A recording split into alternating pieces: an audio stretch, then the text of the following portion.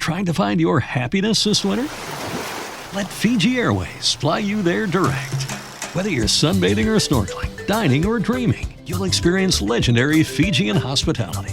Expect the warmest of welcomes in this Pacific paradise. Unplug, unwind, and relax in your happy place. Fiji. Get great deals on direct flights to happiness at FijiAirways.com. That's FijiAirways.com. You deserve this. Go from here to happiness. Flying direct with Fiji Airways.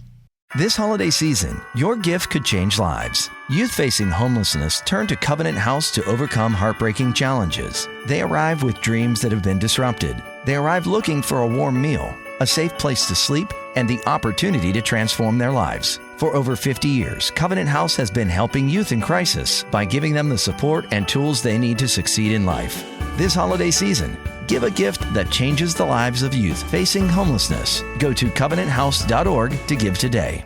$1.7 millones a la economía mundial. Toda vez que existen riesgos. Más del 90% son MIPYMES, que generan 80% de... Dame 20 minutos de tu tiempo y yo a cambio te daré información sobre los temas más relevantes en materia de comercio exterior, fiscal y aduanas con un toque humano. Y hagamos un trueque, un podcast de TLC Magazine México. Hola, ¿cómo están? Buenas tardes, bienvenidos a un evento más de Hagamos un Trueque, eventos de TLC Magazine México. Para mí es un placer otra vez verlos esta tarde, de compartir conocimiento, de compartir experiencias, de hacer trueque con ustedes, de que nos den su tiempo y nosotros a cambio tratar de compartir lo más relevante en temas de comercio exterior, fiscal y aduanas. Y pues como ustedes saben, todo lo que es TLC Magazine y todo el corporativo TLC, esa es nuestra intención, nuestro propósito es compartir, ¿no? e incrementar nuestro conocimiento en comercio exterior. Y pues el día de hoy tenemos un tema muy relevante como tal, hablando del título que se llama Aspectos relevantes de la valoración aduanera, para lo cual tenemos al maestro Balam Lamoglia. Bienvenido, ¿cómo está, maestro? Bienvenido. Bien, buenos días, buenas tardes a todos, perdónenme. Con el gusto de saludarlos, muy contento de que me hayan favorecido con su invitación y muy contento porque acabo de ver un par de caras conocidas de gente que aprecio mucho, mi maestro Máximo Carvajal y mi amigo Gabriel Béjar, con el gusto de verlos, don Octavio, que lo estoy viendo aquí. Perdonen, no veo toda la pantalla de quiénes están, pero me emocionó de ver a mi maestro en pantalla. Pues para nosotros es un honor tenerte aquí y esta es la idea, realmente es compartir un foro entre amigos, un foro entre expertos, entre donde también podemos compartir conocimientos. Realmente siempre ver al doctor Carvajal, al maestro Béjar, al Vista Carballido, siempre es muy, muy padre poder conversar con ellos y esta es la idea. Y pues antes que nada me gustaría compartir con ustedes la semblanza del maestro Balam, si me lo permiten. Él es egresado de la Facultad de Derecho de la Universidad Nacional Autónoma de México en CEU. Últimamente, doctor, tenemos puros invitados de CEU, por eso la broma de esta semana es que hay otra universidad. Pero bueno, ya me reclamaron en el público que también hay de Politécnico y también hay de otras universidades. Pero fuera de la broma de aquí, él estudió en CEU, cuenta además con estudios de posgrado en impuestos por la Escuela Libre de Derecho, posgrado en impuestos del ITAM, obtuvo el diploma del curso de International Taxation impartido por la Universidad de Harvard ITAM, maestro en Derecho Administrativo y Fiscal en la Facultad de Derecho de la Barra Nacional de Abogados, obteniendo mención honorífica. Cuenta con la especialidad en Comercio Exterior de la Unidad de Estudios de Posgrado de la Facultad de Derecho de la UNAM de CEU, en donde obtuvo también mención honorífica. Cuenta con la especialidad de Enseñanza de Derecho, donde obtuvo mención honorífica. Doctor en Derecho por la Universidad Panamericana con mención honorífica. Candidato a doctor por la Universidad de Salamanca, España. Actualmente es candidato de doctor en Derecho por el CUEC. Ha ocupado los cargos de Asesor de Comercio Exterior y Aduanas del Subsecretario de Ingresos de la Secretaría de Hacienda y Crédito Público, así como el titular del Servicio de Administración Tributaria, destacando su participación en la coordinación y elaboración de las reformas de legislación aduanera y de comercio exterior.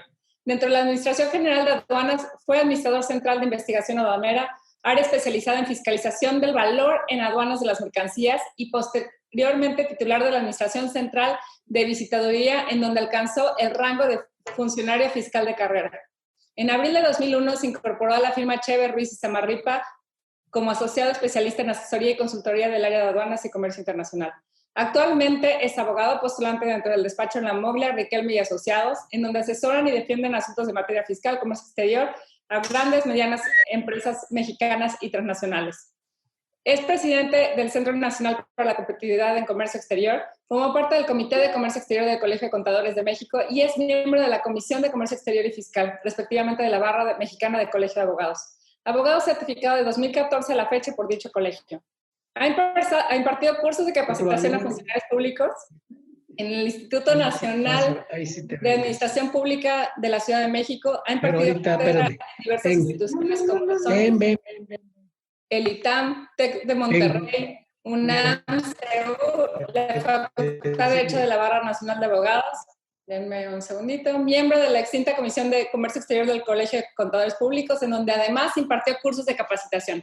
Actualmente funge como profesor a nivel licenciatura de Derecho Procesal Fiscal, así como de Juicio de Amparo, y también funge como profesor en Maestría del Derecho Fiscal y Administrativo, impartiendo la Cátedra de Procedimientos Administrativos, Juicio Contencioso Administrativo, así como Amparo en Materia Fiscal del CUEG.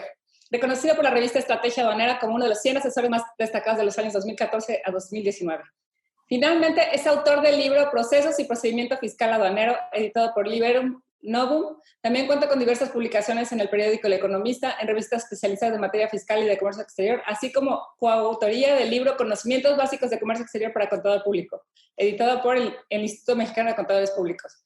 Coautor del libro Nuevos Paradigmas del Comercio Internacional, publicado por Tax Editores. Asimismo, coautor del libro Administración Pública Contemporánea, Derecho, Política y Justicia, Estudios Jurídicos en homenaje a Alfonso Nava Negrete, editorial por RUA, Facultad de Derecho de la UNAM, Investigación de Investigaciones Jurídicas de la UNAM, y coautor del libro Derecho Fiscal, homenaje a Eusebio González García, editorial Liberum Ius Novum, Universidad Panamericana, en 2014. Pues, después de leer su semblanza, suena muy interesante todo lo que tiene que compartir con nosotros. Para nosotros le damos la bienvenida a hacer un trueque con nosotros. Pues al contrario, nuevamente muchas gracias, muy contento de recibir esta invitación. Para mí es algo muy novedoso de encontrarme de veras con gente que quiero tanto, que aprecio, que admiro. Y les digo, no quiero omitir nombres, la verdad es que yo alcanzo a ver a 6 personas aquí en la pantalla, pero si hay más y saben que con gusto los saludo. Pero bien, tengo una presentación que es un poco larga, me pidieron así. Yo normalmente no trabajo mucho con PowerPoint, precisamente porque creo que distrae un poco y alguna vez incluso el maestro Máximo, que lo tengo aquí, comentaba algo que para él era más importante tener de frente a los compañeros. Ahora con estas nuevas realidades, pues bueno, esto se dificulta, pero creo que al mismo tiempo permite tener en sintonía a una persona que está en Guaymas, a otros en México, otros que están en Tijuana. Vamos, esto se vuelve todavía más interesante. En fin, si me pueden ayudar para poder compartir la presentación, por favor, Daniela, porque me dice que todavía no tengo las atribuciones para poder subirla. Sí, pero... Y también con gusto, si no quiere presentar, también tiene toda la libertad de... Vamos a ponerla también para que no se vayan perdiendo, pero vamos, lo que quiero hablar es como saben, el tema de la valoración. Sin embargo, es muy curioso porque acabo de estar en un par de foros con 2 especialistas internacionales. Ya tienes los permisos para poder compartir. Muchas gracias, Octavio. Súper bienvenido. ¿Ves los que tienen las cámaras abiertas? Pero bueno, ya tienes muchos más participantes escuchando. Sí, no, por eso digo que discúlpenme si alguien no estoy teniendo en pantalla, porque o veo la pantalla o veo a todos, pero para tratar de ir en orden. Les decía, estuve hace poco participando con 2 especialistas, uno de ellos muy destacado, Guzmán Mañez, que incluso formó parte del Comité Técnico de Valor, fue presidente del Comité Técnico de la OMA, y me sorprendió mucho porque su curso, interesantísimo por cierto, pero me parece que evidentemente tiene sus propias realidades y dentro de los aspectos más curiosos es que decía, bueno, pues es que si hay subvaluación, si hay problemas de valor, para eso están las auditorías y para eso hay las auditorías internas y no debería de haber problemas con facturas. Entonces vamos a tratar de, obviamente, de aterrizarlo a lo que conocemos, a la realidad mexicana. Y pues bueno, la valoración en su aspecto más general, pues parte precisamente de, no sé por qué no puedo moverle, a ver, ya estamos, parte básicamente de un acuerdo internacional, como saben. Me queda claro que hay muchos expertos aquí, pero lo que quiero es dar un contexto por si hay alguien que obviamente no domina el tema, pues nada más contextualizarlo. El artículo 7º del GATT toma la decisión de señalar que se cambia la forma en la que se conceptualiza la valoración aduanera, que partía de lo que debían de costar las cosas, de lo que teóricamente deberían de costar, a una noción positiva del valor, en donde se reconoce que el valor en aduana de las mercancías es el valor de transacción.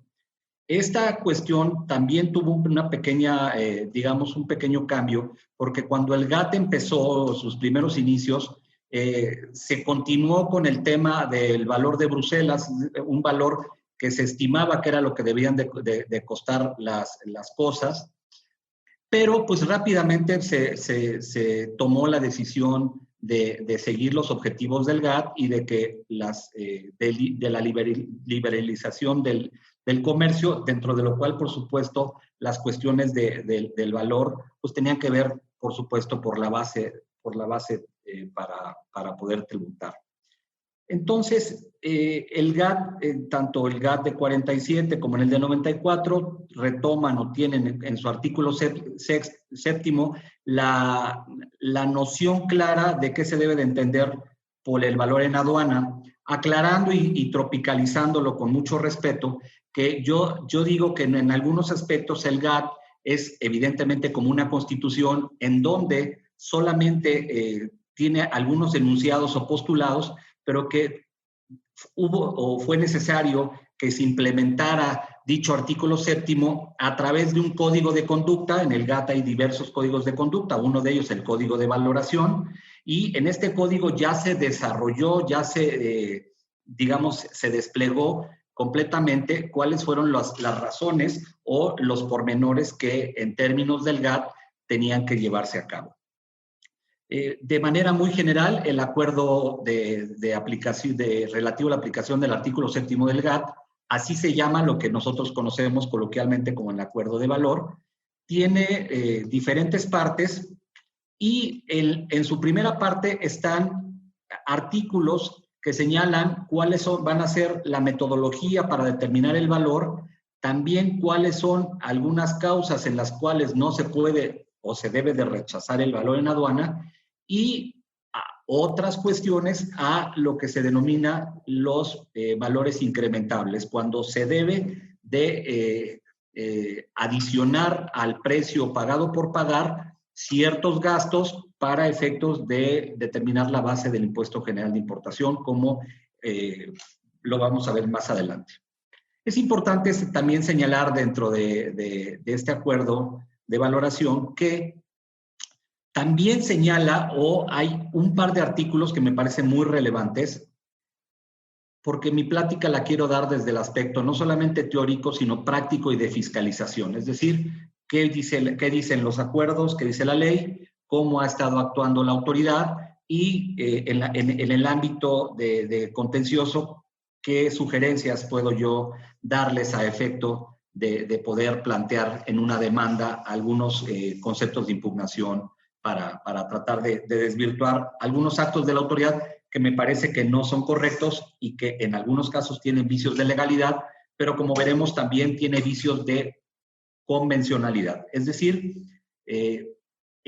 la parte más relevante del GATT, y es muy interesante eso, pues que obviamente lo sabemos, que cuando nuestro país se adhirió al GATT, uno de los compromisos que adquiere el país que se adhiere a dicho instrumento es que tiene que homologar toda su legislación acorde o ad hoc a lo que está la cuestión del GATT. Es por eso que cuando hablamos de valoración, particularmente de valoración, porque este es nuestro tema y no me quiero salir de él, tenemos que la legislación es idéntica o debe de ser idéntica prácticamente en todos los países que conforman el GATT, porque justo eso fue la obligación que se tuvo de homologar toda su legislación. De tal manera que lo que vamos a ir viendo en unos momentos es tratar de hacer una comparación de lo que ocurrió cuando se hizo la reforma a la ley aduanera del 95 con sus subsecuentes adiciones, sobre todo en los artículos que tienen que ver con el valor en aduana. Veremos cómo algunas cosas desafortunadamente no se hicieron con base en el GATT, con base en el acuerdo de valor, y por lo tanto plantearemos algunas cuestiones que evidentemente se pueden hacerle notar a la autoridad y sobre todo pues llevarlo a la vía contenciosa. Les decía, vamos a ver varios artículos, pero en este esquema o de este esquema me gustaría destacar tres cosas. La primera, los primeros artículos nos hablan de la metodología. Terminando la primera parte, viene o se encuentra el artículo 17. Este artículo 17 es muy importante porque le da la posibilidad a las administraciones de las aduanas para dudar del valor en aduana declarado por los importadores.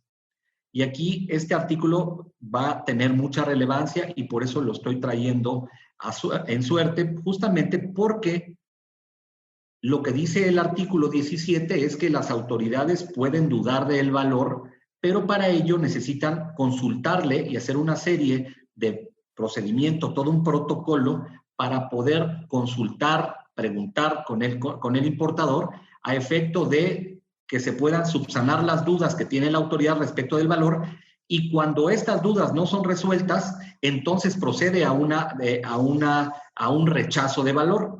Hago prima facie, hago esta primera distinción porque en el derecho mexicano, en la ley aduanera, primero se rechaza el valor y luego se le consulta al importador mediante su garantía de audiencia a través de un procedimiento administrativo en materia aduanera con base en una orden de embargo de la fracción séptima del 151 de la ley que vamos a ver con todo detenimiento. Pero aquí tenemos entonces una primera gran diferencia, como la ley mexicana primero embarga y luego pregunta, y el procedimiento internacional es debes de preguntar, debes de requerir información y a falta de que la autoridad esté satisfecha al respecto, entonces puede rechazar el valor. Incluso, me adelanto, es una recomendación, por supuesto, del GATT y del Comité Técnico de que las mercancías ni siquiera deberían de estar embargadas, sino que se dejen salir las mercancías y que esto sea un procedimiento sin embargo de mercancías, y es un procedimiento, digamos, en sede administrativa que puede terminar en tribunales, pero sin mercancía embargada. Y esta parte es muy importante porque también tenemos una distinción muy relevante que en caso de no otorgar una garantía en México puede llevar al tema de que la mercancía pase a propiedad del Fisco Federal al no haber garantizado las contribuciones y por lo tanto haber una omisión parcial de contribuciones.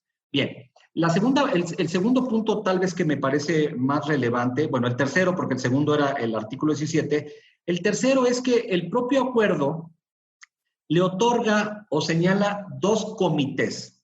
Estos dos comités me ha tocado, incluso yo cometí muchas veces al principio el error de señalarlos indistintamente y de darles a ambos, digamos que el mismo, como si fueran similares, y son completamente cosas distintas. Hay un comité de valoración y ese comité de valoración es un comité que forma parte de la ahora OMC, Organización Mundial de Comercio, y en este comité está representado por los titulares de las aduanas de los países que forman parte. Dicho sea de paso y de manera muy respetuosa, pero evidentemente los titulares de las aduanas no necesariamente son expertos en aduanas, desafortunadamente, menos en México, eso ha pasado en los últimos 30 años, pero pues evidentemente hay un respeto, van los titulares, se reúnen al menos 2 veces al año y discuten algunas cuestiones que tienen que ver con valor, pero obviamente con información que ya les pasan sus subordinados. Dentro de los subordinados en todas las administraciones de aduanas hay alguna área que se encarga de la valoración, de la fiscalización de la valoración, en su caso de resolver consultas. Este titular, o digamos esta persona, es la idónea para formar parte del segundo comité y el más importante, que se llama Comité Técnico de Valor. Este Comité Técnico de Valor es verdaderamente relevante porque, haciendo una similitud y también en una analogía un poco a la ligera tal vez, pero podemos decir que el Comité de Valor dicta jurisprudencia, dicta criterios que se deben de tomar en cuenta. ¿Y por qué lo digo? Porque son opiniones, pero lo quise homologar con lo que hace la interpretación que hace la Suprema Corte o el Poder Judicial o en los tribunales administrativos, que, derivado del estudio recurrente de ciertos temas, pues emiten un criterio. Este Comité Técnico de Valor está conformado entonces por expertos, por verdaderos expertos en materia de valor, gente muy distinguida que obviamente ha escrito, conoce y está completamente empapada del tema. Y estos criterios o estas opiniones son muy relevantes porque los países, cuando tienen alguna duda al respecto, consultan al comité y la respuesta que dé el comité prácticamente va a ser el criterio que se va a permear a todas las administraciones de todos los países que forman parte del GATT, diciéndolo así de manera deseable, porque nos hemos encontrado también en México que, habiendo algunos criterios del comité técnico, opiniones del comité técnico, estos criterios no se han seguido a la literalidad de la opinión, siendo, como digo, que el propio acuerdo de valor le da la fuerza legal a las opiniones consultivas, a las respuestas que da el comité técnico, y por eso es que es muy relevante o como una sugerencia que les quiero hacer, en el sentido de que se den el tiempo, cuando tengan algún tema de valoración, se den el tiempo de poder analizar este punto. Bien, dicho lo anterior, me gustaría hacer pues un comentario que evidentemente puede sonar muy raro, pero yo siempre digo que las materias más difíciles en materia aduanera son la clasificación arancelaria, o sea, la determinación de la clasificación, y la valoración. Sin embargo, compañeros, hay una cuestión muy peculiar. Cerca del 95-96% de todas las operaciones que se hacen en el mundo parten del primer método de valoración, que es el método de transacción. De tal manera que el grueso de las operaciones y de los operadores, de los abogados aduaneros, los abogados de empresa, pues prácticamente tienen... Trying to find your happiness this winter? Let Fiji Airways fly you there direct. Whether you're sunbathing or snorkeling, dining or dreaming, you'll experience legendary Fijian hospitality. Expect the warmest of welcomes in this Pacific paradise. Unplug, unwind, and relax in your happy place, Fiji. Get great deals on direct flights to happiness at FijiAirways.com. That's FijiAirways.com. You deserve this. Go from here to happiness, flying direct with Fiji Airways. How long was Neil Armstrong actually on the moon? When did Europe start speaking English? Did Marco Polo really go to China? CuriosityStream is the streaming service for all things history, plus science, wildlife, and more. What's the real story behind the Mona Lisa? We've got that. What caused the collapse of Rome? We know. Where did we find mankind's earliest ancestor? Come find out. For the holidays, give the gift of curiosity with 25% off gift cards for your curious cohorts. It's holiday shopping season at curiositystream.com/gift. Sinceramente, han explorado poco en conocer la metodología, todo lo que tiene que ver con el valor en aduana de las mercancías, por una simple razón, porque no ha sido necesario, porque generalmente emplean la metodología, el primer método, y siempre que no nos salgamos del primer método, no hay ninguna razón por la cual haya que conocer, entrar a profundidad y analizar a detalle todo lo que es la valoración aduanera, de tal manera que me parece que, lejos de justificar esta situación, quiero decir que probablemente muchos digan, bueno, pues yo toda la vida he estado viendo aduanas, pero pues de valor conozco poco, sé un poco los métodos, pero no ha sido necesario. Es una cuestión que hay que aclararla porque a diferencia de la clasificación arancelaria, donde evidentemente todo el tiempo hay que estar explorando, conociendo, obviamente el universo es gigantesco, hay que conocer muchísimo, hay una carrera completa, como estaba en la Escuela Nacional de Aduanas, que nuestro doctor Máximo Carvajal perfectamente conoció de cerca y pues también varios amigos como Gabriel, pues bueno, ahí había clases y salían completamente expertos en muchas cosas, pero específicamente en el tema de clasificación.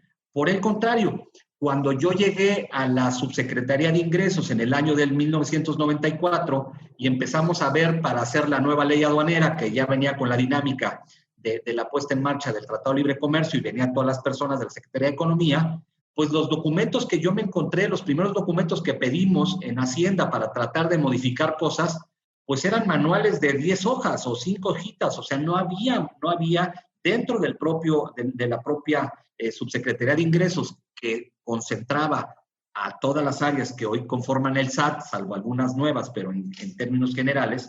Pues bueno, curiosamente, en Auditoría Fiscal Federal, donde había una Administración Central de Comercio Exterior, pues cuando se pidieron los manuales para verificar este valor, pues no había absolutamente nada. De tal forma que cuando se hace la reforma a la ley aduanera, pues lo único que quedó fue tratar de hacer una traducción al español de lo que decían los artículos de este acuerdo de valor y tratar de hacer una traducción lo más armónica posible, que en general lo tuvo, pero en algunas cosas no fue así. Y pues bueno, esto no nos va a dar tiempo, pero lo podrían hacer con calma y si no, en algún momento me pueden mandar un correo y compartirles algún estudio que hizo un maestro muy querido también de la facultad, don Jorge Bitker, que también es maestro pues ahí con ustedes en CUEC y en todos lados. Bueno, el doctor Bitker, muy estudioso del tema también, pues bueno, se dio a la tarea de hacer una homologación de los artículos de la ley comparados contra el acuerdo de valor y pues obviamente él nos relata, nos demuestra cómo esta tropicalización pues no fue la más afortunada. Y esto que estoy diciendo, lejos de estar solamente criticando, es para darle a ustedes herramientas cuando tengan un asunto, pues tratar de darse el tiempo para ver si lo que nos están aplicando primero va de conformidad o está conforme al acuerdo internacional. Bien, la parte general entonces que tenemos de la metodología de valor están en el acuerdo, ya para terminar con el acuerdo, en los primeros 7 artículos. Después, en el artículo 8º tenemos los gastos incrementables. Y, pues bueno, lo demás son artículos que no vale la pena, por supuesto, interesantes señalar, salvo este último que tienen en la pantalla en su parte inferior, que es el derecho de la autoridad para dudar del valor declarado. Digamos que hablando, siendo completamente equilibrado, pues obviamente el acuerdo da todas las facilidades para que los importadores puedan determinar un valor, pero pues de ninguna manera podíamos atarle las manos a la autoridad para que no pudiera hacer ninguna cuestión, o sea, no por cuestionar, incluso rechazar el valor, y es por eso la relevancia de este artículo 17 que le permite a todas las autoridades que forman parte del GATT a hacer sus reformas a la legislación o simplemente aplicar el artículo 17 y decir, no estoy de acuerdo con tu metodología de valor y por lo tanto empezamos un proceso de consultas, de intercambio de información a efecto de ver si están o no de acuerdo con esto. Bien, dicho todo esto, les decía, el artículo 18 trae la creación del comité técnico, ya para no estar repitiendo, y después de esto, si me quieren hacer alguna pregunta, también me pueden ayudar alzando la mano, preguntando o algún maestros. Al final, Balam, siempre dejamos un espacio para preguntas, incluso intervienen algunos de los panelistas. Pues tú, si quieres, síguete dando vuelo.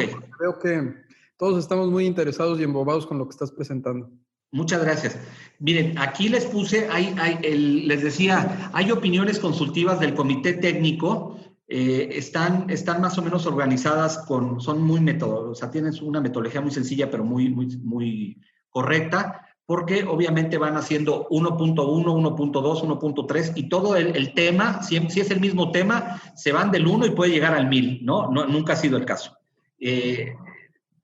Por ejemplo, la opinión 2, si se puede aceptar un precio inferior a los precios de mercado. El tema más relevante, y obviamente lo voy a ver un poco más adelante, y el más explorado por parte del comité técnico, y digamos que internacionalmente lo que está de moda, y eso es bien importante decirlo desde ahorita, no es el tema de subvaluación, ni es un tema de sobrevaloración. En los países de primer mundo, incluso Perú, Colombia, Argentina, Chile, no tienen un tema de subvaluación tan notorio como el de nosotros, no tienen un tema tan notorio en el tema de sobrevaloración, porque ellos tienen una metodología diferente y eficaz en el tema de auditorías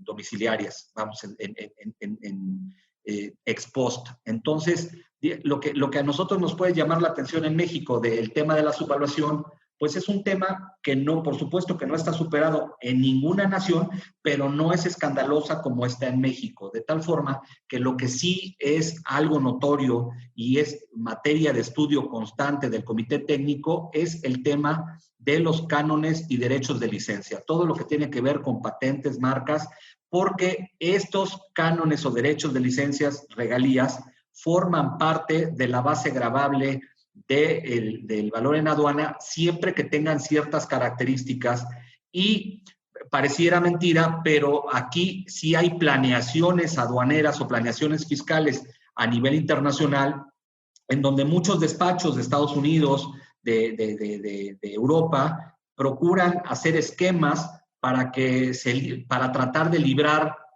a los importadores de este pago de cánones o de reversiones que vamos a ver más adelante. De tal suerte que, sin lugar a dudas, el tema más explorado recientemente por parte del comité técnico es todo lo que tiene que ver con los gastos incrementables relativas a cánones y derechos de licencia. Entonces, pues ahí tenemos algunas opiniones consultivas, ¿no? Tenemos, miren, operaciones de trueque, compensaciones. Por ejemplo, el punto número 10, que es un tema también muy relevante, es cuál es el tratamiento que se le debe dar a la documentación fraudulenta, ¿no? O sea, nosotros en México estamos muy acostumbrados todo el tiempo a escuchar que hay venta de facturas, que hay documentación fraudulenta, facturas falsas, vamos, esto que sí se da en otros lados, pero no se da tan recurrente, o sea, no, de veras no es, yo lo pregunté, se lo he preguntado a muchos europeos, argentinos, chilenos, de Colombia, de Perú, y me dicen, bueno, pues es que aquí no es tanto el tema de las facturas, de la venta de facturas, aquí no hay factureras, y si hay las cachan. O sea, a diferencia de que, como muchas veces lo he escuchado y lo comparto, de que en México el deporte nacional no es la charrería ni el fútbol, sino la defraudación fiscal, pues bueno, en otros lados no, digamos que hay mucho más fiscalización de parte de la autoridad, y por eso nos encontramos que a nivel internacional no tenemos este problema tan recurrente. El punto, por ejemplo, 11, habla de errores cometidos de buena fe, que es un punto que, si bien no lo voy a tocar tanto, pero es curioso porque a nivel internacional y en muchos tratados, incluso no nada más fiscales, bueno, aduaneros, sino fiscales, se habla de la buena fe, y curiosamente en México en la ley no hay ninguna parte, ninguna legislación que se pueda hablar de este tema de buena fe, aunque si bien la Ley Federal de Derechos del Contribuyente en algo habla de que puede haber algunos errores o equivocaciones, es increíble cómo después de, obviamente, de que la autoridad ha sido tan vapuleada con la defraudación, pues que no pueda pensar siquiera en mandar una reforma legislativa para incorporar este tema de buena fe o algo, precisamente por las malas prácticas de muchas personas que desafortunadamente van poco a poco acotando las prerrogativas que en algún momento la autoridad mexicana ha querido conceder a los importadores. Bien. ya les digo, hay varias opiniones, ¿no? Que veremos adelante, pero ¿qué se entiende por la expresión de para venta, para su exportación al país de importador? O sea, hay bastantes cosas que se están... me están preguntando un espectador anónimo. Me gustaría saber si conocen los antecedentes específicos al tema que se contemplan en el Código Aduanero. Bueno, pues no, ya me lo borraron, pero bueno, creo que hemos estado dando unos antecedentes lo más relevante. Ya me había dicho Octavio que es hasta el final, pero me llamó la atención ahí que estuviera esto. Bien, miren, continúo. Estas son algunas de las cosas que están ahí. ¿Por qué las puse? Porque ojalá y ahorita a un primer golpe de vista vean cómo evidentemente hay cosas que se han analizado. Por ejemplo, el 19.1 nos habla justo del artículo 17, que repito, es la oportunidad que tiene la autoridad para hacer preguntas para cuestionar el valor en aduana, ¿no? Y ahora sí entramos pues a la materia nacional, a la materia mexicana, y pues bueno, como les decía, la ley aduanera sufrió, digamos, una transformación importante en su publicación de diciembre del 95 para entrar en vigor en el 96, por muchas razones, pero específicamente por el tema de todas las operaciones temporales y pues la nueva noción o todo lo que tenía que ver con el valor en aduana de las mercancías, para lo cual en la ley, a partir del artículo 64, se definió, digámoslo en analogía también con el artículo primero del acuerdo de valor y en sintonía con el artículo 7º, para decir que el valor de transacción se debe de entender como el precio pagado o por pagar, siempre que concurran todas las circunstancias del 67, que se vendan. ¿Qué es relevante del artículo 64 desde mi punto de vista? Que hay un mandamiento en la ley, hay un dispositivo que dice, primero, que la autoridad no puede dudar del valor en aduana de las mercancías si estamos frente a una transacción legítima y demostrable. Esto es, si nosotros tenemos a un comprador y a un vendedor que no estén vinculados, y si lo llegan a estar, esta vinculación no afecta el precio, entonces estamos perfectamente frente a una operación de transacción y por lo tanto debe de ser considerado el valor en aduana de las mercancías. Es muy curioso porque la legislación aduanera, incluso el propio acuerdo de valor, no empieza primero señalando cuáles son los métodos para luego señalar cuál es la metodología, o sea, los métodos, cómo se aplica, sino que aquí desde el principio dicen, a ver, siguiendo la filosofía del GATT, el valor en aduana es el valor de transacción. Entonces, este punto es muy importante, quiero que lo tomen en consideración, porque esto significa que por ministerio de ley, si yo me adecuo a estas circunstancias, no debería la autoridad de ponerme en otro lugar. Si yo puedo demostrar perfectamente que hay una relación comercial, que esta relación comercial no se ve afectada, entonces, por ministerio de ley, no debería de haber ningún rechazo de valor. Y esto lo quiero hacer notar porque conforme vamos avanzando, voy a empezar a decir todos aquellos aspectos que tienen que ver con el rechazo de valor y por lo tanto, muchos de ellos, en principio, estarían en contra del 64 y, por supuesto, en contra del artículo primero o del 1 al 7 del GATT y del acuerdo de valor, ¿no? Entonces, aquí es importante esto. Perdón, vi una pregunta, pero luego se borró. Perdónenme, ¿eh? O sea, vuelvo a lo mismo. No quiero ser grosero, pero estoy viendo las preguntas y luego se borran un poco. Bueno, no un poco, sino lo puse y me preguntaron algo del 64.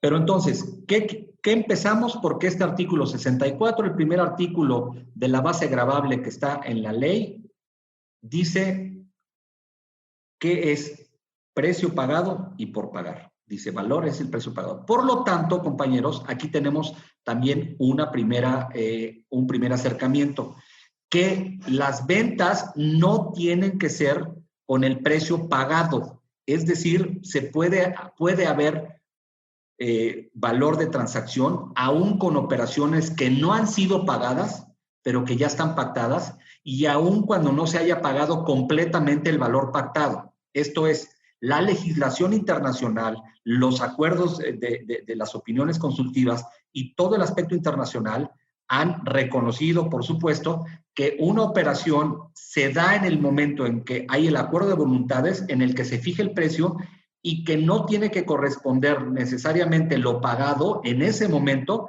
con el precio determinado. Porque hay algunas veces en las que podemos encontrar que el comprador no está entregando el precio completo de la mercancía y en algunos casos está pagando de más esa mercancía que pudiera hacer pensar que está habiendo una subvaluación y que realmente le pagó más de lo que es el precio porque precisamente para pensar que está habiendo algún tipo de trampa. Entonces, esto ya se ha explorado, esto ya ha estado muy valorado en el sentido de que puede haber diferentes formas de pagar la mercancía y por lo tanto no tiene por qué coincidir necesariamente los pagos realizados al extranjero con lo que tiene la venta de la mercancía. Repito, se puede pagar más o se puede pagar menos y eso no da en automático que haya lugar al rechazo automático de valor. Me preguntan aquí, y sí lo quiero ir contestando, me da pena, pero yo soy así muy pragmático, estar contestando rápido, pero sí lo voy a decir a don Nahum Rodríguez que efectivamente lo voy a señalar, la forma en la que México determina la subvaluación de mercancías es ilegal, es inconvencional y lo vamos a demostrar y sobre todo donde lo vemos es en una orden de embargo que tiene sendos vicios de legalidad que vamos a señalar brevemente. Dice, el método de valoración de las importaciones temporales no se pagan. Bueno, como saben, en una importación temporal no se paga, pero sí hay por lo menos una proforma, hay una factura y hay señalado un valor, ¿no? Y obviamente en las temporales se tiene que señalar un valor incluso para la determinación o para por lo menos determinar las contribuciones de esa operación y el crédito al IVA. Pero bueno, eso no es relevante en este momento. Bien. Deliberadamente me estoy omitiendo señalar el artículo 65 que habla de los gastos incrementables porque lo voy a ver más adelante y porque en esta parte me parece que primero debe de ir el 67 y es justamente para saber si se debe de admitir o no el valor de transacción y si este valor se admite es porque hay concurrencia en ciertas circunstancias que las tenemos en la pantalla y estas concurrencias pues obviamente es que no haya restricciones a la enajenación, que no haya restricciones, que no haya imposiciones, que no haya una limitación en el territorio geográfico en donde se van a vender, es decir, que no diga, oye, nada más se pueden vender en tal lugar, que no se afecte en el valor de las mercancías.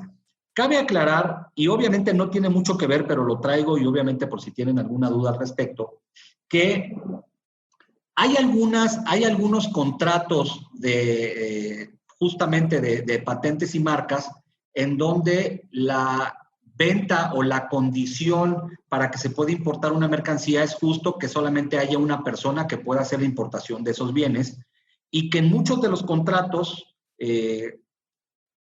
la empresa extranjera hace un contrato para que solamente una persona pueda importar en ese territorio y este importador es exclusivo, efectúa ventas en ciertos lugares o en cierto territorio y dentro de las condiciones del contrato está que las ganancias, un porcentaje de las ganancias se le van a regresar o se le van a pagar al vendedor de la mercancía.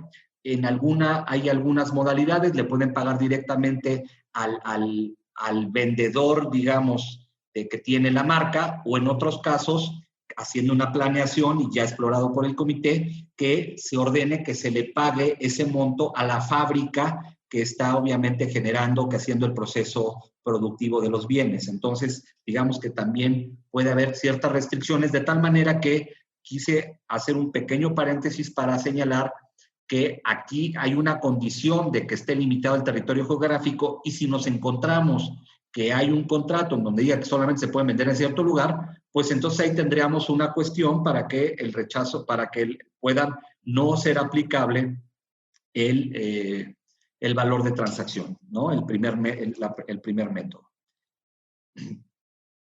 Aquí tenemos las condiciones, repito, estas condiciones hay que verlas. Son condiciones que cuando a mí me han consultado, pues cuando yo le pregunto al cliente si lo hace, cuando primero me dice que sí, pero cuando le digo que no lo puede hacer, entonces siempre que no. Como saben, el comercio exterior es muy dinámico y generalmente no hay contratos. Es un punto que yo quiero tocar desde el principio, desde este momento, porque las autoridades mexicanas constantemente piden contratos a los importadores, contratos de compra, contratos de las operaciones, y esto, pues salvo que me ayude terminando la conversación mi maestro, pues esta situación era justamente para dinamizar el comercio y para no entorpecerlo con cuestiones, de ahí incluso que... ¿No se merece tu familia lo mejor? Entonces, ¿por qué no los mejores huevos? Ahora, Eggland's Best están disponibles en deliciosas opciones. Huevos clásicos, de gallina libre de jaula y orgánicos de Eggland's, que ofrecen un sabor más delicioso y fresco de granja que le encantará a tu familia. En comparación con los huevos ordinarios, Eggland's Best contiene la mejor nutrición, como 6 veces más vitamina D, 10 veces más vitamina E y el doble de omega 3 y B12. Solo Eggland's Best. Mejor sabor, mejor nutrición, mejores huevos. Visita egglandsbest.com para más información. ¿Te preocupas por tu familia? Entonces, ¿por qué darles solo huevos ordinarios cuando pueden disfrutar de lo mejor? Eggland's Best, los únicos huevos con ese delicioso sabor fresco de granja, además de la mejor nutrición, como 6 veces más vitamina D, 10 veces más vitamina E y 25% menos de grasa saturada que los huevos regulares, además de muchos otros nutrientes importantes. Así que, dales los mejores huevos. Eggland's Best, mejor sabor, mejor nutrición, mejores huevos.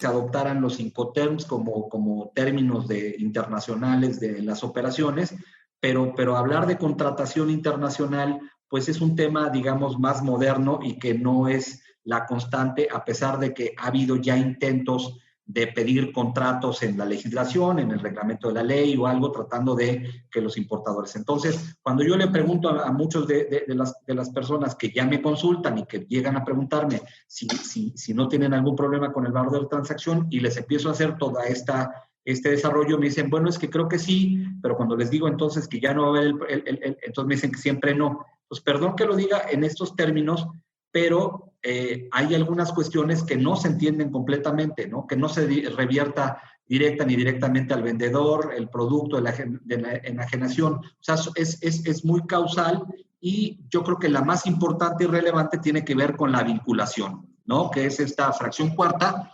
Y la vinculación, obviamente desde que está el acuerdo de valor se puso, porque como también saben o se imaginan, más del 80% del comercio exterior en el mundo se realizan entre empresas que son filiales, asociadas o vinculadas, ¿no? Entonces, esta situación obviamente impactaba directamente en el comercio internacional para efectos de tratar de rechazar el valor, y entonces, digamos que yo creo que como una concesión, alguna vez lo leí en un artículo internacional, como una concesión, pues decidieron en el acuerdo de valor decir, bueno, si hay vinculación, bueno, pues casi todos están vinculados, pero demuéstrame que esa operación no afectó el precio, o simplemente en este momento declárame que esa vinculación no influyó en el valor de transacción, para que te lo tome como válido.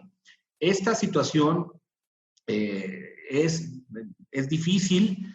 Aquí yo fui funcionario fiscalizador de valor, y evidentemente esta cuestión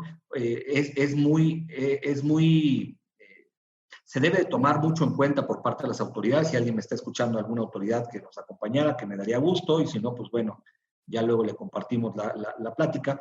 Pero sí es un tema muy relevante, porque cuando yo exploré algunas empresas grandes que decían que su vinculación no afectaba el precio y después iba a revisar sus estudios de precios de transferencia, me daba cuenta de que ahí había un truco y que México no ha querido adoptar o homologar la metodología de la valoración, tratar de hacer una homologación como ya está ocurriendo doctrinariamente en Argentina y en Chile, por supuesto, y en España, para tratar de hacer una homologación con las formas de la metodología para los precios de transferencia contra las cuestiones de la metodología de valor. Es decir, lo que me estoy refiriendo es que en la vinculación claramente dice, basta que me declares que la vinculación no afectó el precio para que tu valor de transacción no sea rechazado. Y a menos que yo, autoridad, demuestre lo contrario, puedes continuar con tus operaciones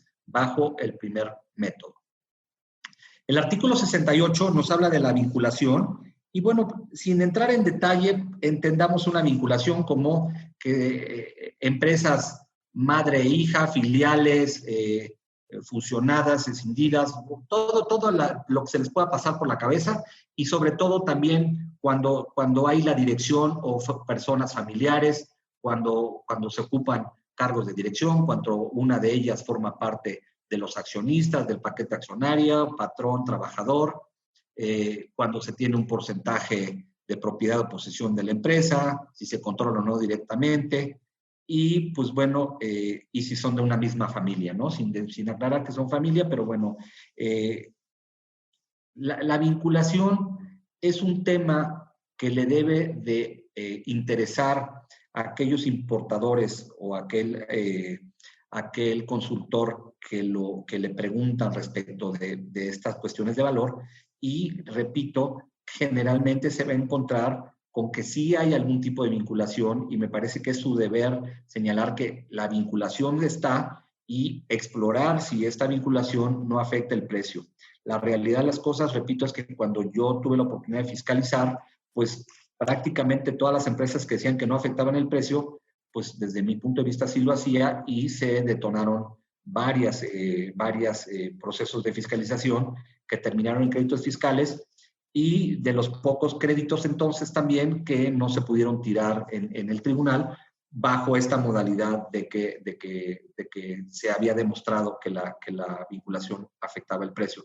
Pero no es algo común y por lo tanto sugiero que este tema más adelante, pues si alguien tiene mayor interés, procure que cuando esté asesorando, cuando sea una empresa que tenga estas condiciones, tratar a toda costa de salirse de las hipótesis para no caer en la vinculación y si sí está, tener suficientemente documentado que las compras que se hicieron entre las partes fueron suficientes para darle pruebas a la autoridad de que esta vinculación y esta compra no fue afectada por la vinculación. Siguen temas de vinculación aquí en el 69 y también este artículo 70 nos habla tiene que ver aún con los temas de vinculación. Me están haciendo otra pregunta. ¿Qué método de valoración debe aplicarse a las mercancías de importación temporal que no se compra por el importador, es decir, que no se pagó ni se pagará, que son proporcionadas por la matriz? Yo les diría que pueden utilizar válidamente el valor de transacción, señalar que la vinculación no afectó el precio y si sí está afectado el precio, lo que pueden decir es que están aplicando el valor de transacción en una segunda vuelta en virtud de que no tienen la información suficiente para aplicar los otros métodos de valor, a pesar de que le están trabajando a una empresa que les da a maquilar la mercancía, pero digamos que los métodos, que ahorita los vamos a empezar a ver, pues sí son complejos en cuanto a la determinación del valor unitario o del valor reconstruido. Entonces, no son mis recomendaciones usar valor de transacción y le pueden poner segunda vuelta, ¿no? Y es válido. La autoridad, en realidad, no tendría en principio por qué cuestionarla, y entiendo perfectamente, lo dije, de que en una temporal no hay esta compraventa, pero hay una factura y pues hay un consolidado que viene con valores. Entonces ahí hay un valor de las mercancías. Bien, ahora sí estamos en el artículo 65 que nos habla de los gastos incrementables. Estos gastos incrementables generalmente son el foco más importante de fiscalización por parte de una área que tenga la revisión del valor en la aduana de las mercancías. ¿Por qué? Porque constantemente se encuentra la autoridad con que los valores señalados en las facturas no reflejan el transporte o el seguro, sobre todo el transporte, y en algunos casos, dependiendo también el Incoterm que se utilice, pues bueno, los gastos en que se incurrió. En otras palabras, si en algún momento conocemos a mayor profundidad los Incoterms, podemos ver que existen algunos que tienen que ver con que la mercancía sea puerta a puerta, lo que implicaría que el precio pagado incluye no solamente la mercancía, sino los gastos de exportación, el transporte, los gastos de la maniobra en muelle, los gastos de importación y el transporte, obviamente, a la entrega de la misma. Entonces, es cotidiano, o últimamente, por los acercamientos que tenemos con la autoridad, de que ya están empezando a fiscalizar con base, por supuesto, en el Incoterm que se esté utilizando. Entonces, yo les recomiendo también que revisen, que vean si efectivamente lo que están utilizando es el correcto. Hay muchos casos también, compañeros, que los importadores se les olvida que por ejemplo, el flete de la fábrica al muelle y vienen en un ex-works, por ejemplo, ¿no? Entonces, pues obviamente hay un gasto en el que se incurrió que tampoco le están poniendo. Entonces, los gastos incrementables son un tema muy importante para esta cuestión. Mario Andrade me pregunta, pero ahí sí la importación bien la realiza la calidad del préstamo en los contratos como dato y en tenencia de propiedad. Miren, en los casos de préstamos o en los casos en donde no haya una transacción como tal, pues obviamente no podemos usar los métodos primarios. O sea, tenemos que señalar cuál es la modalidad en la que se está haciendo la importación y en todo caso decir que que se está aplicando un método en la segunda vuelta. No habría manera de encontrar, o es difícil, y eso también hay que decirlo, es difícil aplicar los primeros métodos porque ningún importador en México cuenta con una base de datos para poder determinar el valor de mercancías idénticas o similares, y el buscarlo en Mercado Libre, en todito.com o en cualquier base de datos privada, pues obviamente no tiene los alcances para poder colmar los requisitos que marcan el tercer párrafo de los artículos 72 y 73, que hablan de que cuando hay más de un valor, pues se determine el más bajo, de tal manera que es muy importante señalar aquí que cuando hay un comodato o esto, pues se tiene que presentar el contrato, obviamente, como un e-document en la importación, y señalar que se está aplicando otro método o valor de transacción en segunda vuelta, y señalar pues que no hay transacción, pero no puedo aplicar ninguno de los otros, ¿no? Oye, Valam, sí. como, bueno, veo que te gusta para cambiar un poco la dinámica, que te gustan las preguntas, y hay varias. Entonces, pues ya hemos avanzado bastante con la presentación. ¿Qué te parece si te voy fildeando algunas? Sí. Son interesantes y están relacionadas, de tal manera que también la dinámica de las personas que están escuchando, pues vayan sintiéndose que se les da respuesta. Primero, antes que nada, gran parte de las personas que nos escuchan no son especialistas. Okay. Lo que me refiero son empresarios, son dueños de empresa, son gerentes, o sea, no tienen la especialización que tú tienes en materia aduanera. Obviamente tienen otro tipo de especializaciones, a lo mejor en cuestiones de logística, unos en merciología. Entonces, en ese aspecto, siéntete con la confianza de utilizar un lenguaje que cualquiera de los que tomen las decisiones lo puedan entender. Aquí Ricardo Hernández te pregunta, si el precio pagado se aplica un descuento del 60% porque se trata de un saldo, ¿puede tener problemas legales? ¿Es aceptable para la autoridad como valor de transacción? ¿Me pueden acusar de subvaluación? ¿Puede estar cometiendo algún delito? No sé si quisieras contestarle a nuestro buen amigo Ricardo. Por supuesto, todas las respuestas en principio son sí, pero ahora voy a los nos de las mismas preguntas. O sea, los descuentos, todos los descuentos son válidos porque ese es el intercambio que hizo entre el comprador y el vendedor. Y si este decidió darle un descuento, lo interesante es solamente que esté perfectamente documentado, ¿no? O sea, si había un precio pagado por pagar y hubo una declaración en la aduana de que una mercancía costaba 100 y no terminó de pagarla porque le dieron un descuento, entonces lo puede hacer y en su caso puede pedir una solicitud para rectificar un pedimento, pero por supuesto que lo van a increpar y le van a decir, bueno, como por qué ahora tu precio es menor. Si es que hizo la operación a un precio alto y después recibió el descuento. Si el descuento lo hizo antes de la importación, entonces el valor de la mercancía es el valor de la compraventa. Le quitamos la palabra descuento porque el descuento fue una condición para que se realizara la compraventa. Fue una condición para comprar que haya un descuento, pero ya habiendo el descuento, el valor de transacción es el valor tasado por esa operación y con base en el 64 no debería ser rechazado. Pero con base en el artículo 151, fracción séptima, que vamos a ver más adelante, que da una causal de embargo por subvaluación, si la autoridad incorrectamente pudiera rechazar el valor, pero la metodología que usa la Administración General de Aduanas tiene sendos vicios, tiene muchos vicios, se equivocan porque en el ánimo de detener a la gente que se quiere portar mal o que aparentemente se porta mal, escogen valores más altos al de la mercancía importada y digamos que este es el primer vicio legal que cometen porque la ley, valga la cacofonía, dice que cuando la autoridad tenga más de un valor, debe de tomar el más bajo. Por lo tanto, si mi precio es 4 y la autoridad me saca uno de 8, ese 8 es incorrecto porque el menor es el mío. Y si hubiera otro menor y alguien en la base de datos importó a 3,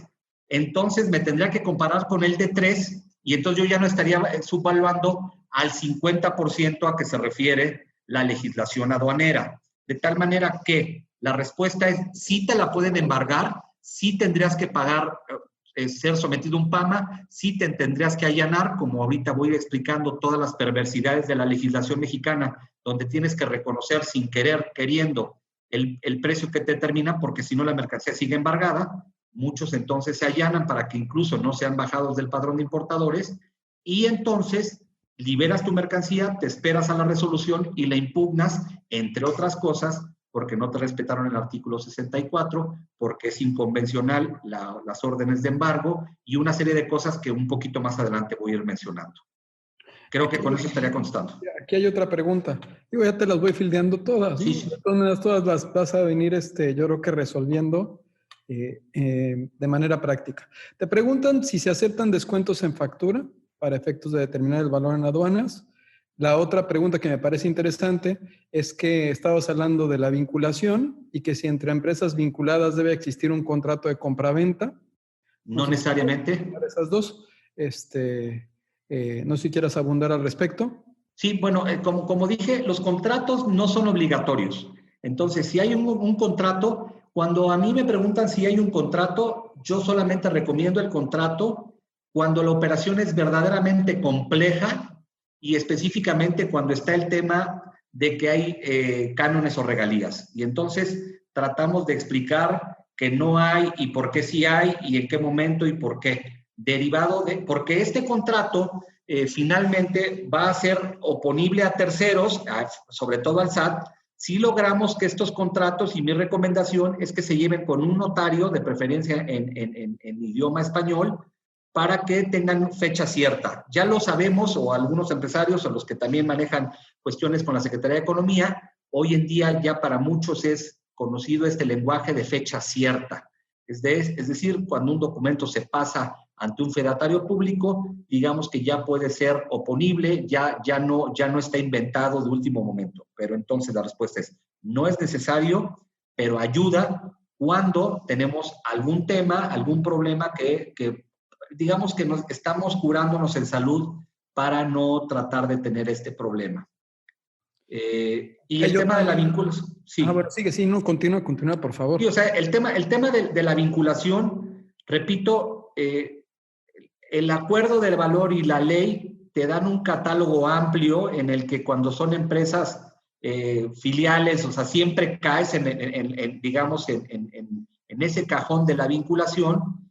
Y entonces ahora tu tarea como consultor, como empresario, es anticiparte a una posible fiscalización de parte de la autoridad y documentar por qué esa operación no fue afectada por la vinculación. Y si para eso te sirve un contrato o para eso te sirve otro tipo de documentación, hasta tu propio estudio de precios de transferencia, si no lo tienen, lo piden justamente para tratar de demostrar que esa vinculación no afectó el precio. Aquí hay otra que ya están mezclando, ¿no? Los métodos de valor. Todavía, si quieres eso, nos esperamos tantito. Pues sí, avancemos. Sí, o sea, nada más para irlos diciendo y ahorita lo voy comentando. Yo también estoy viendo aquí en el chat, ya le platiqué que sí a don Nahum, que está muy activo y muchas gracias por las preguntas. Miguel Ramírez, si se aceptan los descuentos, ya lo contestamos. Javier, Daniel Pérez, hay muchas tareas. Dice, ¿hay algún fundamento para que las facturas, los FDI que mencionan, no deben de mencionarse los incrementables como fletes en el caso del Incoterm CFR? Miren, estamos hablando en principio de las facturas extranjeras, ¿no? Las facturas extranjeras son aquellas en donde debe de venir asentado el Incoterm. Si estamos hablando de una exportación, bueno, pues también es válido ponerla en las observaciones o en algún campo que la operación se está haciendo bajo alguna modalidad o algún Incoterm. Pero para contestar, digamos que con base en la pregunta que me hizo David Pérez, le diría que las facturas que se utilizan obviamente para la importación de bienes son facturas que de ninguna manera cumplen con los estándares de las facturas del artículo 29 y 29A del Código Fiscal de la Federación. O sea, no tienen absolutamente nada que ver e incluso digamos que México está en avanzada con todo el mundo a pedir obviamente un CFDI, porque pues México tiene el problema que ya les dije de la facturación falsa y de la venta de facturas, y una forma que trataron de controlarla fue ponerlas a que pues estuvieran timbradas, ¿no? Pero de ahí en fuera, en otras partes del mundo, pues las facturas son como las usábamos hace 15 o 20 años, que pues de forma muy incipiente, con pocos datos, y es por eso que la legislación mexicana incluso permite vía reglas de que se hagan algunas correcciones o declaraciones en factura cuando faltan algunos datos y que no están perfectamente señalizados en la factura correspondiente. Bien, me están preguntando de IVA en incrementables. El IVA no forma parte del valor en la aduana de las mercancías, entonces pues quitémonos el IVA de la cabeza, por favor, en este momento. Voy a continuar. Gracias, Octavio. Sí me gusta ir contestando las preguntas, compañeros, porque pues si no se quita el chiste, ¿no? Yo cuando sigo siendo alumno, después de 25 años que terminé de la carrera, y soy bien preguntón, entonces, pues si yo pregunto mucho, pues también creo que debo de corresponder. Soy muy latoso preguntando cosas. Bien, continúo entonces, estamos con el tema de los incrementables. Quedémonos, por favor, solamente con el punto de algo para todo el mundo, digamos que espero que esto se entienda de manera muy fácil. La mercancía comprada en cualquier lugar que no sea México no puede costar lo mismo que lo que vale trayéndola a México, salvo que el precio pactado ya incluya el flete de las mercancías. Pero obviamente, si yo compro en China una cosa que costó $1, pues me va a costar prorrateado en un embarque, pues X cantidad de dinero de centavos, más prorrateado el flete, más prorrateado el seguro, más prorrateado y prorrateado, pues obviamente todos esos piquitos pues es lógico. ¿Te preocupas por tu familia? Entonces, ¿por qué darles solo huevos ordinarios cuando pueden disfrutar de lo mejor? Eggland's Best, los únicos huevos con ese delicioso sabor fresco de granja, además de la mejor nutrición, como 6 veces más vitamina D, 10 veces más vitamina E y 25% menos de grasa saturada que los huevos regulares, además de muchos otros nutrientes importantes. Así que, dales los mejores huevos. Eggland's Best, mejor sabor, mejor nutrición, mejores huevos. ¿No se merece tu familia lo mejor? Entonces, ¿por qué no los mejores huevos? Ahora, Eggland's Best están disponibles en deliciosas opciones. Huevos clásicos, de gallina libre de jaula y orgánicos de Eggland's, que ofrecen un sabor más delicioso y fresco de granja que le encantará a tu familia. En comparación con los huevos ordinarios, Eggland's Best contiene la mejor nutrición como 6 veces más vitamina D, 10 veces más vitamina E y el doble de omega 3 y B12. Solo Eggland's Best. Mejor sabor, mejor nutrición, mejores huevos. Visita egglandsbest.com para más información. Y es natural que protegiendo también al mercado nacional y a los productores nacionales, pues se haga una lógica de que cualquier gasto que no forma parte del precio, pues se tenga que subir, se tenga que sumar para efectos de incrementables, ¿no? Entonces, digamos que los tres más comunes son el transporte, las regalías y los embalajes, ¿no? Son, digamos que los más comunes, transporte, seguros, en fin. No todas las operaciones tienen el tema de regalías y derechos de licencia, pero en esta parte, repito, la autoridad ha estado muy insistente en fiscalizar, particularmente cuando se trata de mercancías de marcas, ¿no? De marcas que digamos que México es muy proclive al consumismo de marcas, ¿no? A diferencia de otros países que no le dan tanta relevancia a una marca, obviamente las reconocen, pero en México hay tanto reconocimiento a las marcas que por eso es que también somos un gran consumidor de piratería, porque no importa que no cumplan las mismas condiciones, lo que importa es que traiga el logotipo de la marca para que nos sintamos que estamos consumiendo de algo que nos genere cierto tipo de identidad.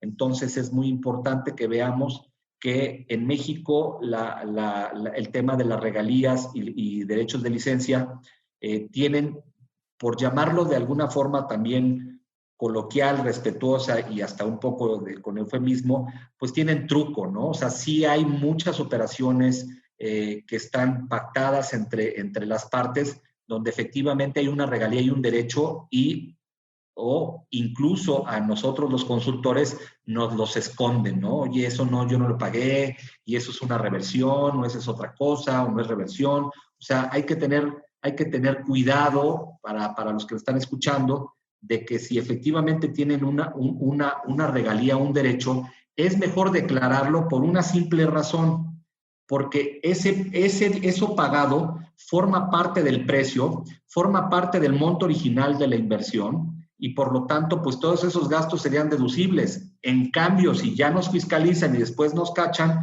pues nos va a generar un problema de un crédito fiscal y obviamente la contratación de abogados, de contadores. Entonces, cuando efectivamente haya cánones o derechos por pagar, pues mi sugerencia es que se paguen porque, pues obviamente, se reconocen dentro del costo de la mercancía.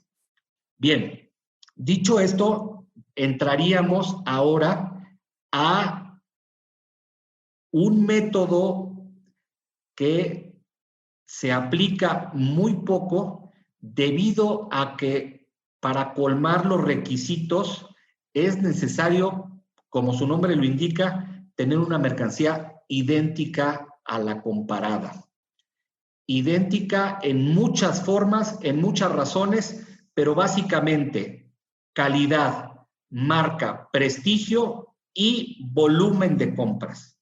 Esto es, yo puedo tener un teléfono celular de una marca y de un modelo, pero no me puedo comparar el precio que yo tengo comparado contra lo que tiene Telcel, Movistar, porque eso es la mercancía idéntica, pero no en los mismos volúmenes. De tal manera que a mí me pudo haber costado X cantidad y por lo tanto ese es el precio, mi precio, y por lo tanto es el precio de aquellos.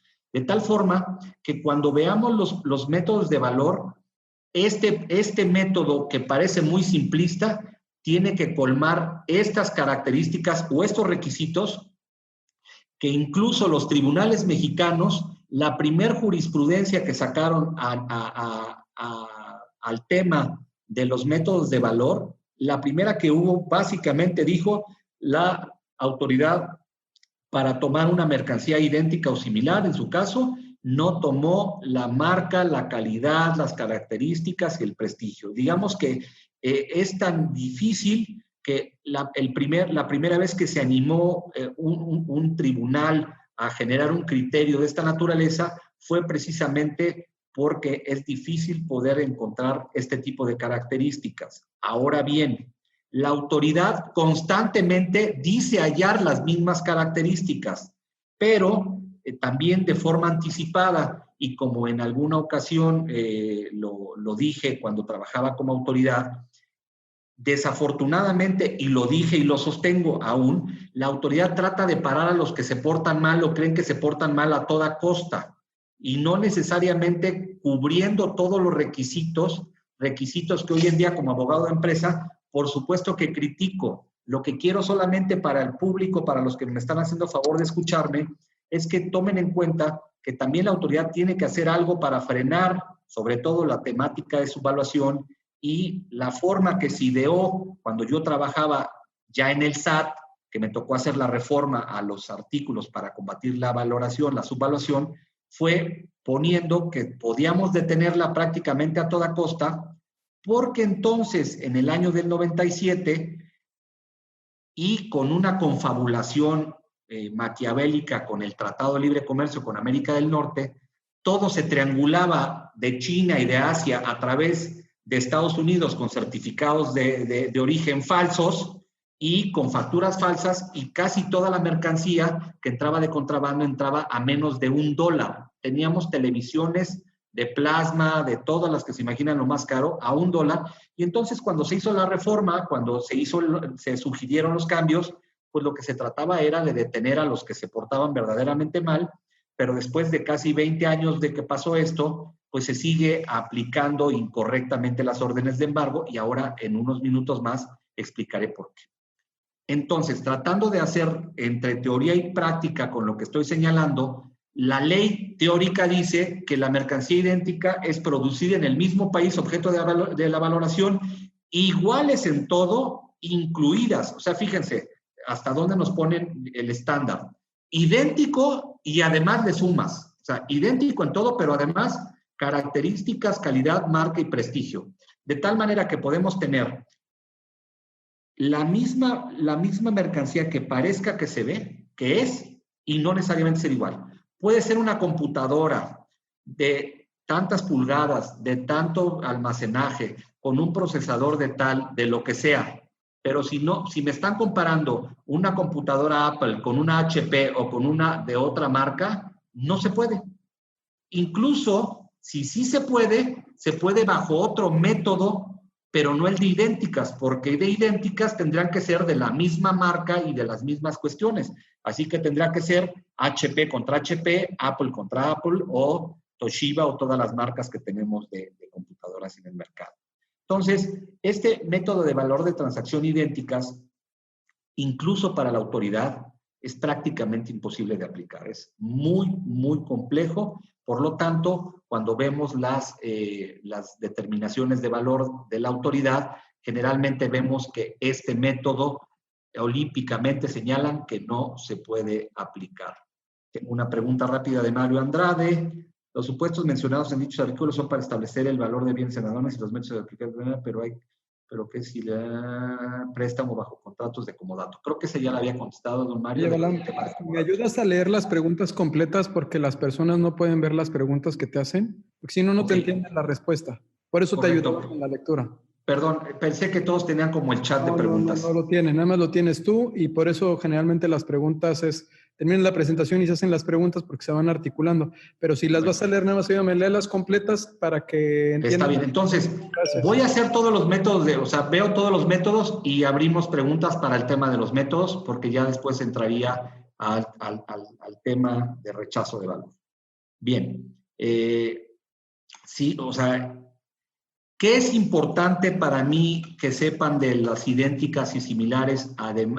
Además, ahorita que estamos viendo idénticas, de marca, prestigio y todo, que tomen en cuenta que el 99.9% de los operadores importadores en México no pueden aplicar esos valores porque yo no tengo forma de saber de valores de transacción, de precios, porque ya dije que no hay una base de datos pública. De tal manera que para un particular aplicar los métodos de valor es prácticamente imposible.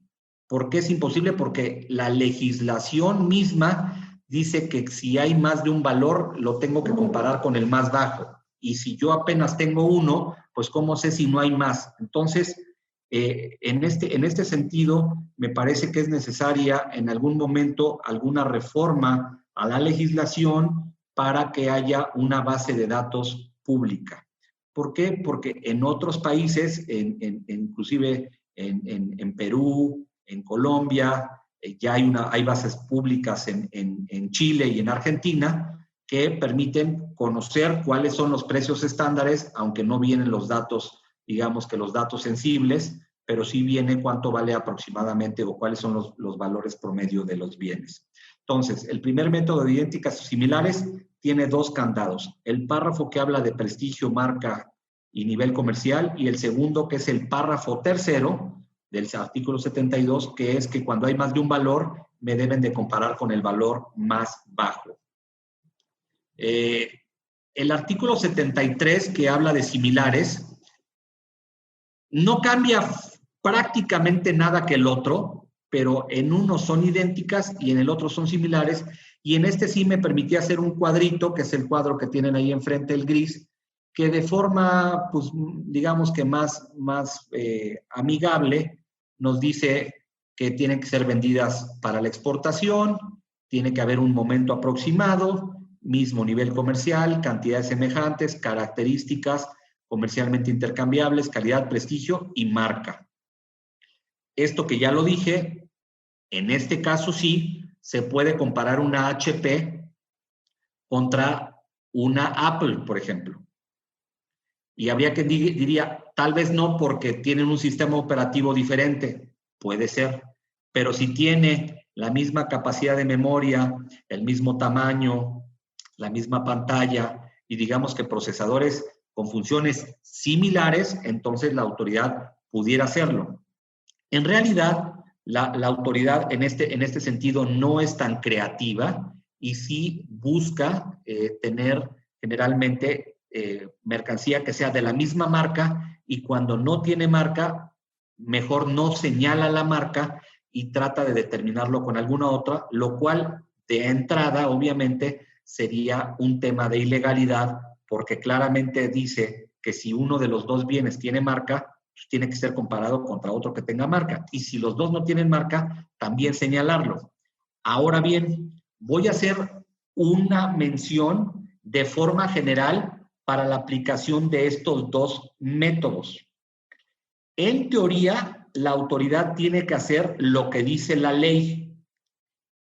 En la práctica, la autoridad nunca, aclaro, nunca tiene la mercancía contra la que me compararon. Solo tiene documentalmente la mercancía con la que me compararon, pero no tiene fotografías ni tiene nada. De tal manera que desde ahí la autoridad está procediendo de forma incorrecta, porque sí tiene fotos y tiene catálogos y tiene todo lo que tiene que ver con la mía, porque yo se la estoy proporcionando para defenderme. Pero cuando hizo una orden de embargo o cuando rechazó el valor, lo único que hizo fue meterse en su base de datos, pero la base de datos que tiene la autoridad aduanera no es suficiente, porque al día de hoy no hay una obligación de subir fotografías, ni catálogos, ni nada que tenga que ver con esas mercancías. Habrá quien lo quiera subir dentro de los anexos del pedimento, pero no hay. De tal manera que cuando nos están comparando una cosa con otra, la autoridad solamente tiene papel, mientras que de nosotros tiene la mercancía que en ese momento está embargando, y por lo tanto estaría en obligación de contar con las mismas características. Para poder comparar necesitaría tener imágenes y mucho más información para poder contrastarla. Entonces, ¿por qué quiero en este momento hacer opiniones de estos dos métodos?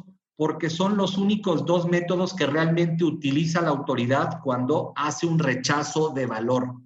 No es común y más bien casi no hay algún rechazo de valor en donde se vayan por la metodología de los otros dos métodos que tenemos, porque todos se tienen que aplicar en orden sucesivo y por exclusión. Los primero tienen que ver, ¿tengo transacción? Sí, entonces no puedo seguir al segundo método. ¿No tengo transacción? No. Siguiente método, idénticas. Oye, ¿tengo idénticas? Sí. ¿Puedo seguir al que sigue? No. ¿No tengo transacción? No. Entonces me voy al de similares y así vamos descartando.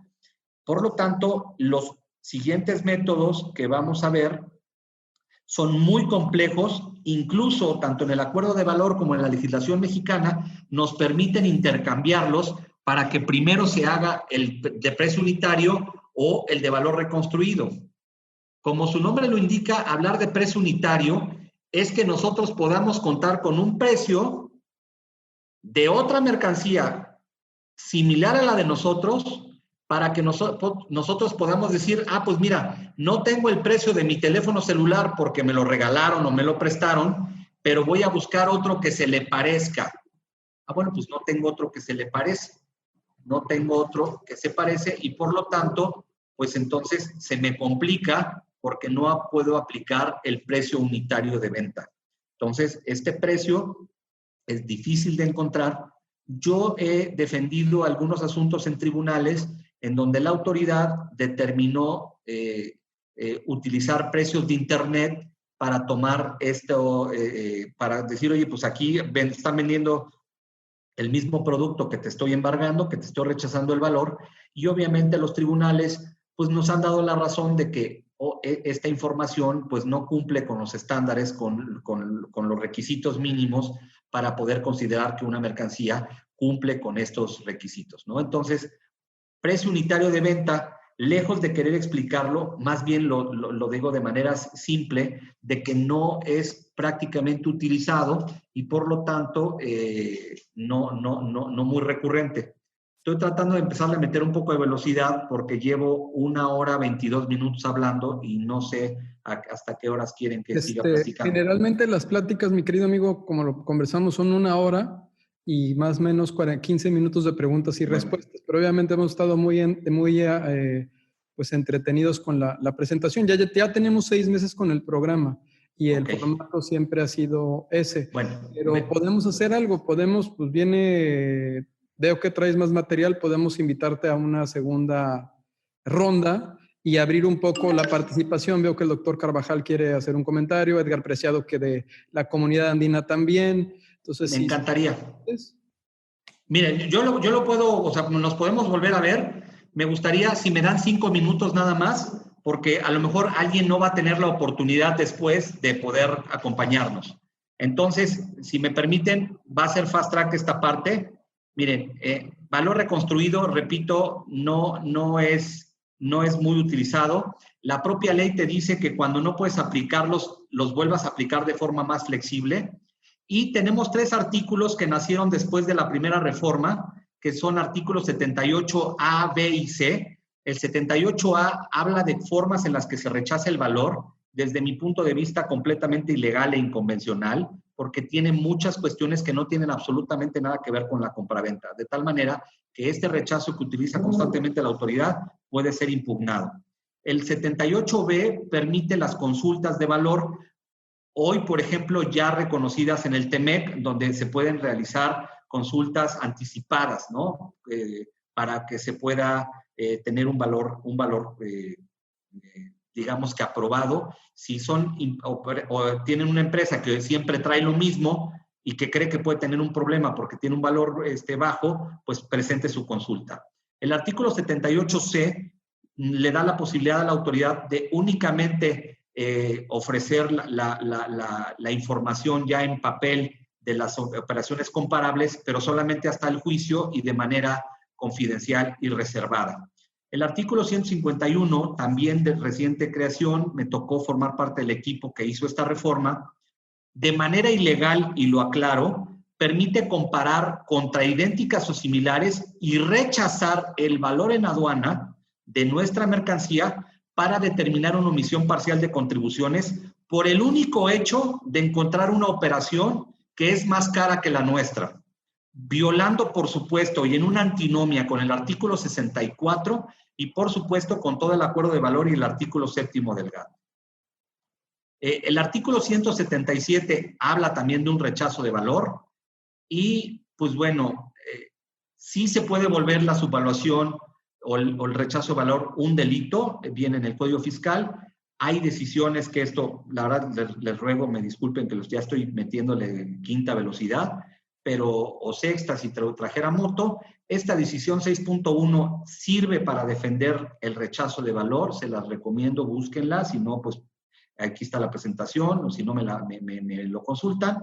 Y hay jurisprudencias que han hablado acerca del rechazo de valor, obviamente asociado con el acuerdo. Aquí están los gastos incrementables, los elementos para determinarlo, lo que les decía hace un rato del tema de regalías, lo que habla de la evasión fiscal, regalías y todo lo que viene con calidad, prestigio, que es la que está aquí del año del 92. Bien, pues ahora sí, yo lo lamento de que me haya excedido, estoy por supuesto a sus órdenes y abierto a las preguntas que quieran hacer con mucho gusto, espero poder contestarlas y si no me las llevo para contestárselas a cada uno de ustedes. No queda más que agradecerte, una excelente exposición. A todos mis compañeros, pues también agradecerles el tiempo que le dedicaron y que se quedaron hasta el final. Hay un reconocimiento, Daniela tuvo que acudir a una reunión, entonces me pide que te lo entregue. Hagamos un trueque, otorga el presente reconocimiento a Balam Lamoglia por hacer un trueque en la plática virtual con el tema Aspectos relevantes de la valoración aduanera el día 10 de septiembre del 2020. Hemos llegado al final del trueque de hoy. Muchas gracias por acompañarnos. Esto fue Hagamos un trueque vía Zoom, un evento de TLC Magazine México. Si te gustó esta plática, no olvides compartir cada evento con tus contactos, para que así continuemos esparciendo conocimiento y nos mantengamos actualizados. Encuentra todas nuestras pláticas a través de nuestra plataforma de educación en línea ingresando a www.tlcmagazinemexico.com.mx en la sección de cursos, donde podrás verlas nuevamente sin costo. Si estás interesado en algún tema específico, envíanos un mensaje a través de las redes sociales de TLC Magazine México y buscaremos un experto que pueda aclarar tus dudas. Esto fue Hagamos un trueque. Judy was boring. Hello. Then Judy discovered ChumbaCasino.com. It's my little escape. Now Judy's the life of the party. Oh, baby, mama's bringing home the bacon. Whoa, take it easy, Judy. The Chumba life is for everybody. So go to ChumbaCasino.com and play over 100 casino-style games. Join today and play for free for your chance to redeem some serious prizes. ChumbaCasino.com. No purchase necessary. Void where prohibited by law. 18 plus terms and conditions apply. See website for details. Hello, it is Ryan, and I was on a flight the other day playing one of my favorite social spin slot games on ChumbaCasino.com. I looked over the person sitting next to me, and you know what they were doing? They were also playing Chumba Casino. Coincidence? I think not. Everybody's loving having fun with it. Chumba Casino is home to hundreds of casino-style games that you can play for free anytime, anywhere, even at 30,000 feet. So sign up now at ChumbaCasino.com to claim your free welcome bonus. That's ChumbaCasino.com and live the Chumba life. No purchase necessary. VGW. Void where prohibited by law. See terms and conditions. 18 plus.